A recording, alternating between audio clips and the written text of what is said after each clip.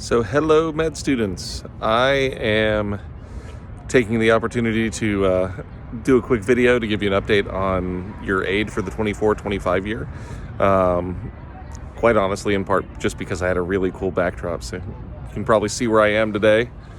Got everything down behind me here on the mall, so I'm up here in DC. We just got to earlier this week have a meeting, or really got to hear from Secretary Cardonas of the U.S. Department of Ed, giving us some updates on the FAFSA. Now, I'm sure you've been hearing some rumors and seeing some news reports about kind of what's been going on, and you've probably been hearing that it's a bit of a mess this year in terms of the federal side.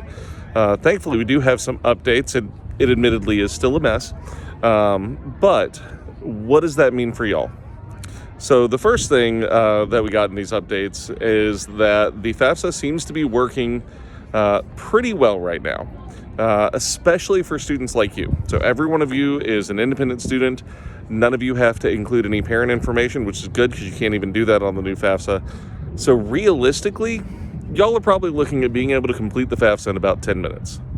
Now, you're going to do the work, you're going to submit it, and then it's going to tell you that it's going to be reviewed. And that process is going to stay like that, at least from what we're hearing, until mid-March. We didn't get any good updates on that from Secretary Cardonas, but we will see if any more updates come out soon on that.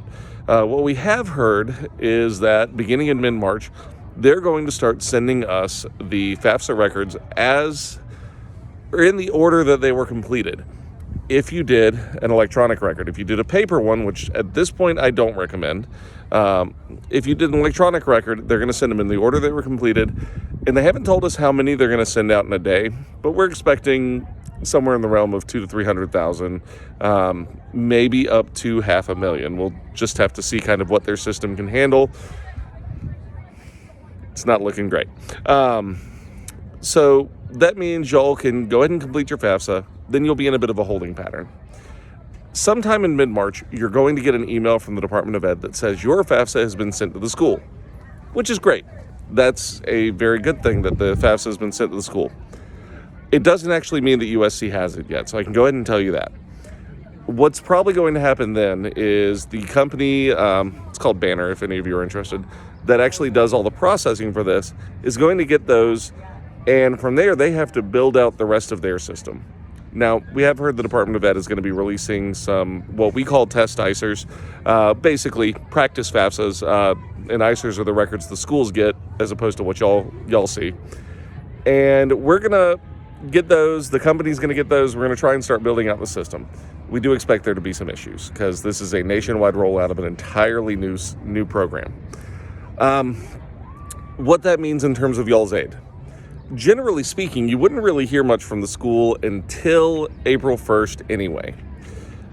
We're hoping that we can start getting awarding done as soon as possible or as close after April 1st as we can. Don't know exactly when that's going to be. What does it mean in terms of your aid disbursements and in terms of the amount of money you get? I can tell you with good confidence that those should not be affected. Every single one of you should be able to receive your money in kind of mid to late July, just like normal. If you're a first-year student, that direct unsubsidized loan is going to be $44,944. If you're a second-year student, that amount is the same amount of money. If you're a third-year student, it's $47,167, and if you're a fourth-year student, it's $42,722.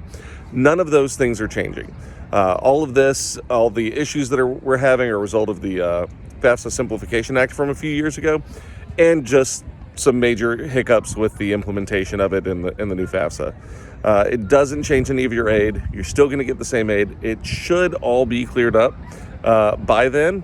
We're fingers crossed, not expecting any further delays in this, but it will mean that there is a little bit of a delay in terms of you getting your loan information out on the system. But like I said, I just told you what the amounts are. So hopefully you can go back and write those down if you need to, or swing by my office, shoot me an email, give me a call, or we'll set up an online meeting. But the good news is the money's coming, and it's coming on time. The bad news is you'll just have to wait a little bit longer to actually see it in the system. Now, go do your FAFSA.